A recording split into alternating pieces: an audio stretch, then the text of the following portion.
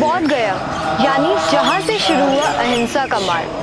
आज हम आपको बिहार की उसी धरती पर लिए चलते हैं जहाँ एक राजकुमार सन्यासी से भगवान बन गया।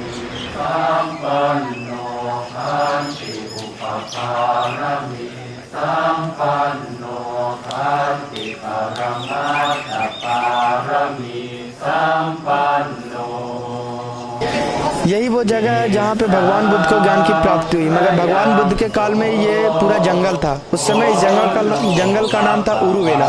जब भगवान बुद्ध इस जगह में आए तो ये बोधि वृक्ष भगवान बुद्ध को अपनी ओर बहुत आकर्षित किया, तभी इस वृक्ष के नीचे बैठे और उनको बुद्धत्व की प्राप्ति हुई। भगवान बुद्ध को ज्ञान की प्राप्ति 623 ईस्वी को बुद्ध पूर्णिमा के दिन हुआ था, मगर अब तक उस समय तक का ये चौथा वृक्ष का पेड़ है।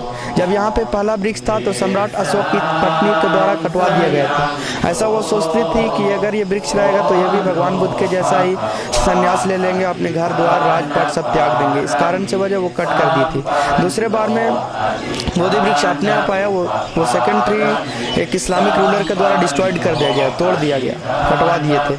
तीसरा वृक्ष यहाँ पे अपने आप आया, वो आंधी तूफान वर्षों की वजह से टूट गया। जब यहाँ पे चौथा पेड़ नहीं आया, जब यहाँ पे पहला वृक्ष था, उस समय सम्राट अशोक के पास एक बेटा महेंद्र और एक बेटी संघमित्रा, वे लोग एक ओरिजिनल शाखा को यहाँ से श्रीलंका में अनुराधापुरम पुनकनास्ता स्थल पे वहाँ पे प्लांट किए और बुद्धिस्ट को स्प्रेड किए, वहाँ पे बुद्धिस्ट को फैलाया।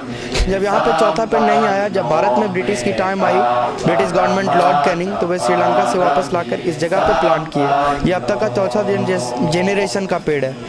मगर भगवान बुद्ध ज्ञान प्राप्ति के बाद इस मंदिर में अलग अलग जगहों पे अलग अलग सप्ताह में ध्यान में मेडिटेशन में व्यतीत किए। वो आगे देखने को आपको मिलेगा।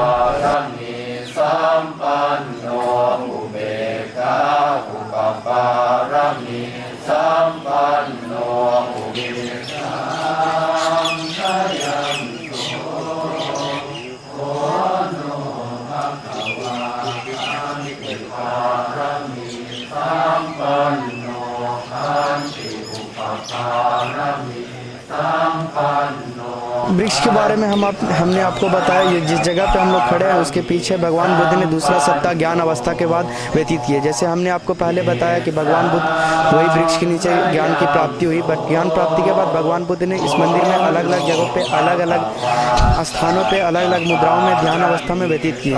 जो वो वृक्ष में जो मंदिर दिख रहा है वहाँ पे भगवान बुद्ध ने दूसरा सप्ताह व्यतीत में ज्ञान अवस्था में व्यतीत किए। उस जगह का नाम है अनि मीन्स लोचन। ये एक पाली शब्द है। अनि मीन्स का मतलब होता है किसी भी चीज़ को अपलक दृष्टि से देखना, बिना पलक को झपकाए हुए, और लोचन का मतलब आंख। भगवान बुद्ध ने उस जगह पे खड़ा होकर लगातार बोधि वृक्ष को अपलक दृष्टि से बिना पलक को झपकाए हुए देखते रहे लगातार। भगवान बुद्ध ऐसा सोच रहे थे कि ये कौन सा वृक्ष है, कितना महान पेड़ है जिसके नीचे मुझे ज्ञान की प्राप्ति हुई। इसके पहले हमने बहुत से वृक्षों के नीचे बैठे, बहुत से जंगल में गए, बहुत से महंत और बहुत बड़े बड़े साधुओं से मिले, बट उनको ज्ञान की प्राप्ति नहीं हुई। तो वो ऐसा सोच रहे थे कि इस वृक्ष को मैं जितना भार प्रकट करूं, जितना धन्यवाद दूं, वो भी कम है। ऐसा सोचते हुए उस जगह पे दूसरा सप्ताह व्यतीत किए और तीसरा भी उधर में।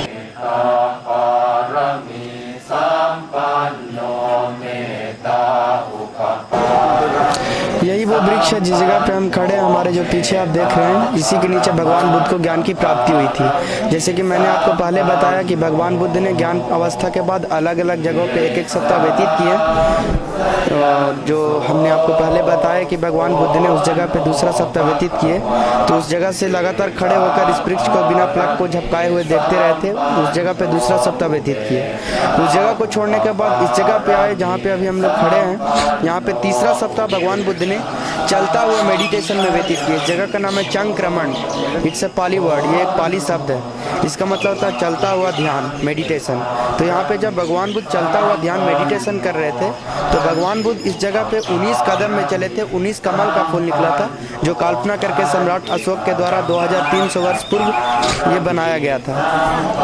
और जब जैसे कि मैंने आपको पहले भी बताया कि 1205 एडी में इस्लामिक रूलर के द्वारा ये पूरे मंदिर को डिस्ट्रॉयड कर दिया गया था, खंडित कर दिया गया था। जब भारत में ब्रिटिश की टाइम आई तो ब्रिटिश गवर्नमेंट लॉर्ड कैनिंग मंदिर का खुदाई हुआ, उनको ये 11 पीसेज ओरिजिनल अवशेष प्राप्त हुआ। और ये जो ऊपर में आप देख रहे हैं ये तो मूर्ति रखा गया उस पर, इसलिए क्लियर पता नहीं चल रहा आपको, बट इस जगह पे 19 कदम बनाया गया ब्रिटिश गवर्नमेंट के द्वारा, जो इंडिकेट करता है, जो दर्शाता है कि यहाँ पे पहले भगवान बुद्ध ने 19 कदम में चले थे। यही जगह है, वहाँ पे भगवान बुद्ध ने तीसरा सप्ताह मेडिटेशन में व्यतीत किया।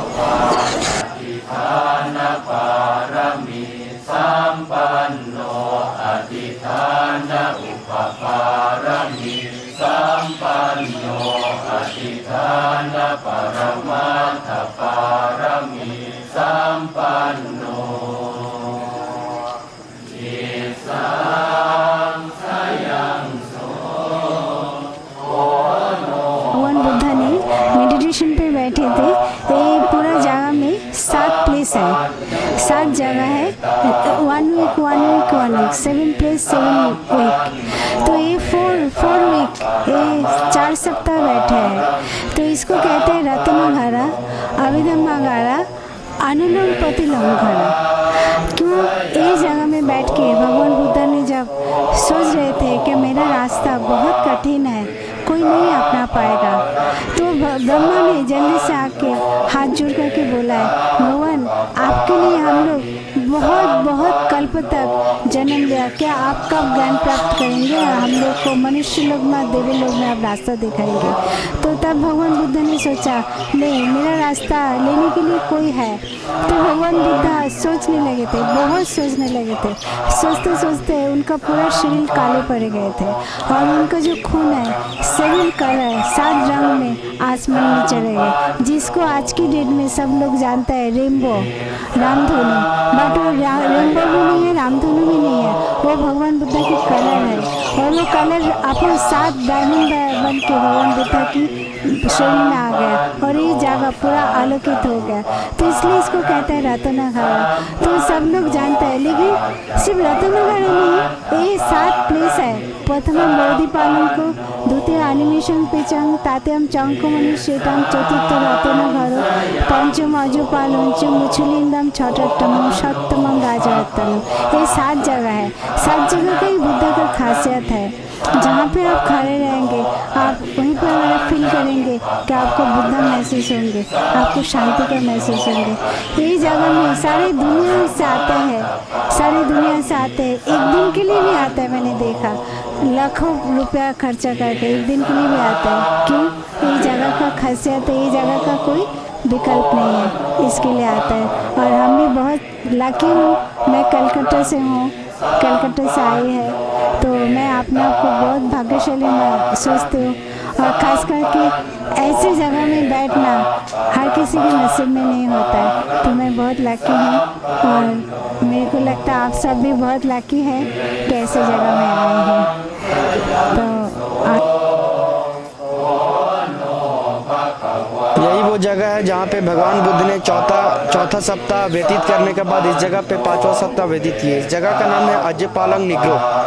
जब भगवान बुद्ध चौथा सप्ताह छोड़ने के बाद जब यहाँ पे ध्यान अवस्था में 5वां सप्ताह अपना व्यतीत कर रहे थे, तो यहाँ पे कोई पहले बनेन ट्री होया करता था, बरगद का पेड़। वो जब सम्राट अशोक इस मंदिर का जब निर्माण कर रहे थे उस समय वो वृक्ष किसी कारणवश डिस्ट्रॉयड हो गया। जब यहाँ पे वृक्ष नहीं आया तो सम्राट अशोक ने एक पिलर का निर्माण किए, जो इंडिकेट करता है, जो दर्शाता है कि यहाँ पे 5वां सप्ताह ध्यान अवस्था में व्यतीत किए। जब भगवान बुद्ध ध्यान अवस्था में थे तो जैसे कि हिंदू धर्म में ब्राह्मण कास्ट के ऊंचे वर्ग के लोग आते हैं, तो वे लोग उस भगवान बुद्ध के काल में जंगल में आया करते थे गाय बकरियां के लिए घास लेने के लिए। तो अचानक भगवान बुद्ध पे वे लोगों को नज़र पड़ा, भगवान बुद्ध के जैसे नज़दीक आकर उन लोग कुछ सवाल किए और फिर बोले कि मैं ब्राह्मण हूँ। वे लोग घमंडी थे, तो भगवान बुद्ध ने ऐसा उत्तर दिया, कोई भी व्यक्ति ब्राह्मण कास्ट में जन्म लेने से वो ब्राह्मण नहीं हो जाता। अपने अच्छे कर्म और अच्छे सोच से ब्राह्मण होता है। तो ऐसा सोचते हुए भगवान बुद्ध ने इस जगह पे 5वां सप्ताह व्यतीत किए और 6ठा सप्ताह उधर में जहाँ पे हम लोग जाएंगे।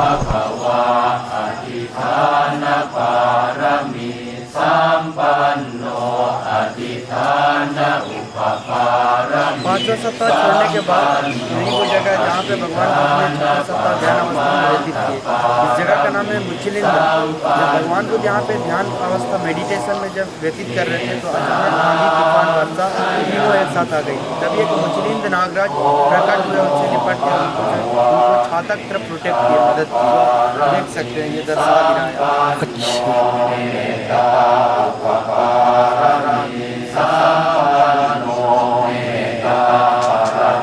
ये अंतिम सप्ताह है। जैसे हमने आपको पहले बताया कि भगवान बुद्ध के काल में ये पूरा जंगल था। उस समय इस जंगल का नाम उरुवेला था।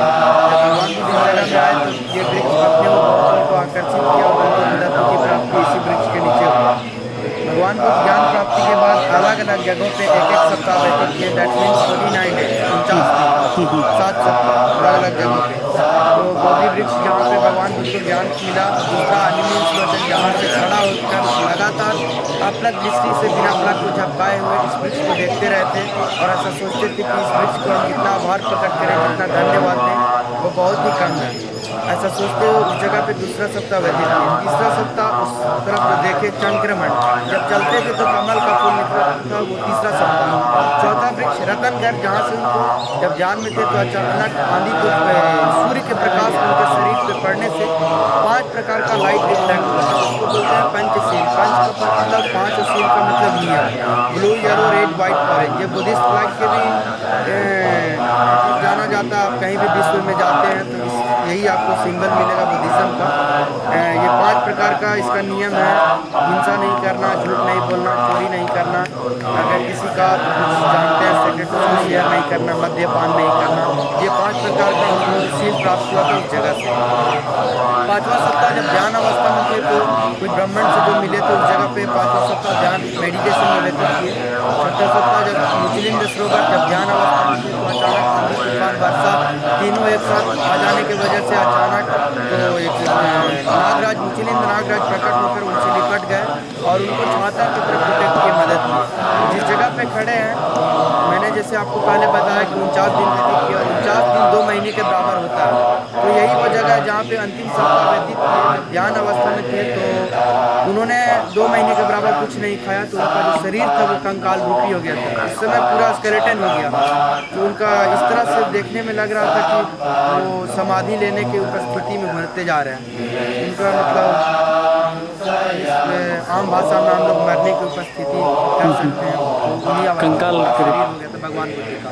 तो उस समय 2 व्यापारी थे बर्मा देश से, तपस्या और दूसरा नाम भूमिका। वे लोगों के हाथ में मधु पिंडक था, मध, केक और कुछ राइस था। भगवान बुद्ध को उत्तर दान में दिया। भगवान बुद्ध ने उसको एक्सेप्ट किए, उसको ग्रांट किए और फिर भगवान बुद्ध ने ऐसा उन लोगों को बताया, उत्तर दिए कि कोई भी व्यक्ति अगर तुम्हें कुछ देता है उसके बदले में तुम्हें भी कुछ देना चाहिए। मगर भगवान बुद्ध के समय उस समय कुछ नहीं था उनको, मतलब उन दोनों व्यापारियों को देने के लिए। तो अपना बाल और नाखून काटकर उन दोनों व्यापारी को दिए थे और 2 मंत्र भी उन लोगों को बताए, बुद्धं शरणं गच्छामि, नहीं बुद्ध के शरण में जाओ, बुद्धि के शरण में जाओ, धम्मं शरणं गच्छामि, मैं धम्म की शरण में जाता हूँ। इसके बाद भगवान बुद्ध पौधिया को छोड़ दिए, चले गए सारनाथ वाराणसी। वहाँ पे उन्होंने अपना पहला उपदेश दिए 5 भिक्षुओं के साथ। फिर वहाँ पे अपना संघ बनाए, संघं शरणं गच्छामि, मैं संघ की शरण में जाता हूँ। जिस तरह से ये पूरा संघ है जो भी उनको इनलाइटन में प्राप्त हुआ, ज्ञान प्राप्ति में उनको जो ज्ञान किए और सब पहला उपदेश मतलब अपने शिष्य को पहला उपदेश उन्हीं लोगों को बताए सारनाथ में। और उसके बाद 84 साल की उम्र अवस्था में कुशीनगर एक डिस्ट्रिक्ट है, इस जगह पे यहाँ पे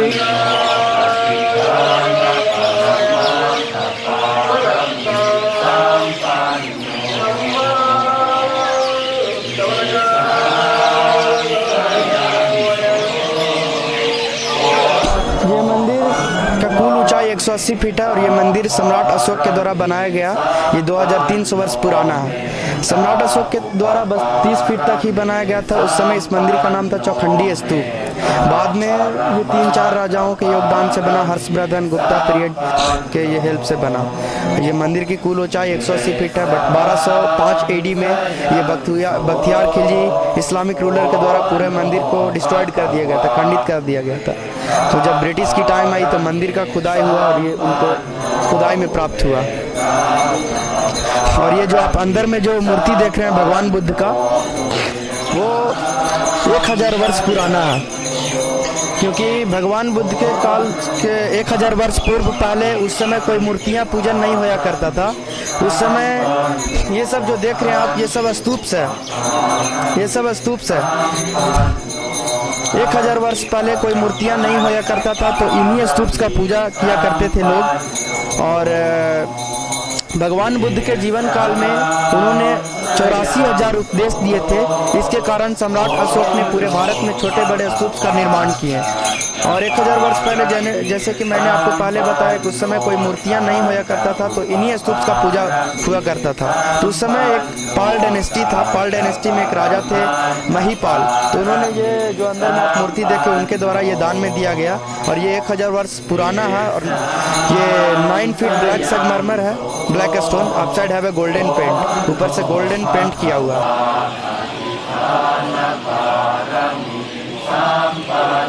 संस्कृति का की जल होता है। जैसे हिंदुइज्म में हम लोग दंडवत देते हैं, उसी प्रकार ये बुद्धिज्म में प्रोस्ट्रेशन इसको बोलते हैं। प्रोस्ट्रेशन मतलब स्लाइड करके इस तरह से भगवान बुद्ध को नमस्कार करते हैं। और ये लोग कुछ ऐसा भी सोचते हैं 1 लाख बार करेंगे, 2 लाख बार। तो एवरीडे जितना इन लोगों से मतलब जितना ज़्यादा से ज़्यादा हो सकता है उतना इन लोग करने की प्रयास करते हैं। और मिनिमम एवरीडे 200-300 बार इस तरह से भगवान बुद्ध को प्रणाम करते हैं इसी स्टाइल में। ये तिब्बत, चाइना, वियतनाम, कोरिया, पूरे विश्व से लोग आते हैं। तो ऐसे इस तरह से मेडिटेशन, पूजा पाठ अलग अलग तरीक़ों से, अलग अलग ध्यान मुद्राओं में यहाँ पे करते हैं।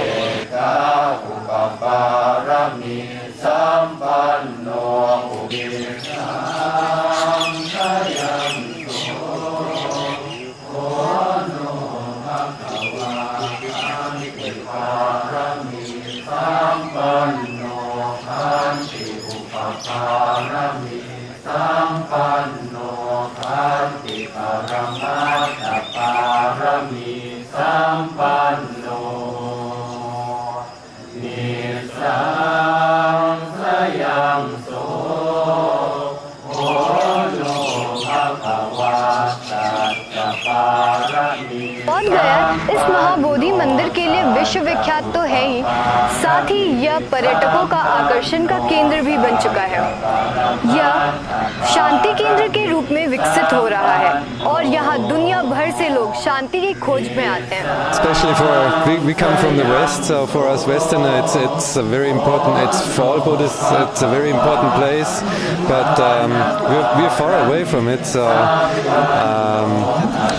it's important to see where Buddha reached enlightenment, because we're practicing in the West and now we see where it all comes from and where the teachings really, where everything started. So, and this is a very powerful place also. It's nice to see all the schools, everybody who's practicing, who's praying. How do you feel at this place? I'm feeling very good, great, really. It's really very touching and. Yeah, we came with 30 friends from Europe and we make a pilgrimage tour, and this is one step. We come here exactly to make the connection to the Buddhist important places, yeah, because for Buddhists it's one thing to practice Buddhism in the West, but really to see where it all happened makes the connection and gives a lot of power and deepening the meditation also. We are very lucky and we know about and we make wishes for everybody that they can also come here and get the benefit of this place. Yes. So thanks to everyone in your country. और first time आए और लेकिन देखा तो बहुत अच्छा लगा। Family के साथ आए और नेक्स्ट टाइम दोबारा आएंगे। और बहुत मज़ा। मंदिर की कारागिरी और बुद्ध भगवान को जब ये सुना था और पहली बार देखा है तो ज़्यादा खुशी हुई देख के, और इसके लिए और नेक्स्ट टाइम अभी तो आधी फैमिली को लेके आए, नेक्स्ट टाइम पूरी फैमिली को लेके आएंगे। This is very important places for Buddhist pilgrimage. This is one of them. Actually, there are four holy places for Buddhism. He is the one. Of course, this place Buddha make enlightenment, yes, and this is a very important place for all Buddhists, yes, and this great place. I like meditate this place, but this is too loud for me. हाँ, मैं करनाल हरियाणा से आया हूँ और मेरा यहाँ पे purpose था सिर्फ गया को देखना, और यहाँ का जो मेन मोटिव है, लोग यहाँ पे पूरे वर्ल्ड से क्यों आते हैं उस चीज़ को जानना। लेकिन मेरे को यहाँ पे आके पता लगा कि जो थाईलैंड, कोरिया, जापान से लोग आते हैं, वाकई ये जगह आने लायक है। मैं तो कहता हूँ इनक्रेडिबल इंडिया में जिसने बोध गया नहीं देखा उसने इसका मतलब इंडिया का पूरा एंजॉय नहीं किया। जो माँ बोधि ये पूरा जो ये टेम्पल है, it is actually a world heritage, और इसको देख के मेरी आत्मा तक तृप्त हो गई है। इसको देख के मेरे को ऐसा लगा है कि वाकई मैं कुछ देर और बिताऊँ। मैं आया तो यहाँ पे एक दिन के प्रोग्राम में था, लेकिन मेरे को ऐसा लग रहा है कि मेरे को और दिन रुकना चाहिए यहाँ पे। ये वाकई देखने लायक जगह है, और बहुत ही जगह मेरी सभी जो भी पूरा इनक्रेडिबल इंडिया देखना चाहते हैं, पूरा भारत देखना चाहते हैं, मेरी उनसे एक बार ये अपील है कि अगर उन्होंने पूरा इंडिया देख लिया और बोध गया नहीं देखा तो उनका ये सफ़र अधूरा है। यहाँ पे उनको ज़रूर आना चाहिए। मैं Vinay Kumar Singh, advocate high court Allahabad, Uttar Pradesh. और वास्तव में मेरा यहाँ आने का पर्पज़ ये है कि पूरे विश्व को अगर ज्ञान की प्राप्ति हुई, अगर विश्व का ज्ञान खुला तो इस बोध गया से खुला। और तथागत बुद्धा ने प्रेम, दया, करुणा, विश्व बंधुता का संदेश, समता, स्वतंत्रता, बंधुता, न्याय का संदेश इसी स्थल से दिया, और विश्व आज उनके ज्ञान से दीपक की तरह झिलमिला रहा है, प्रकाशित हो रहा है। मेरा सभी लोगों से अपील है कि तथागत बुद्ध द्वारा जलाए गए दीप को आप लोग प्रज्वलित रखें, और एक दूसरे को उनके बताए हुए ज्ञान जो त्रिरत्न है, पंचशील है, अष्टांग मार्ग है, जो उनकी प्रतिज्ञाएं हैं, सबको अपने हृदय में आत्मसात करें और दूसरों को भी बताएं ताकि पूरा विश्व शांतिमय हो सके।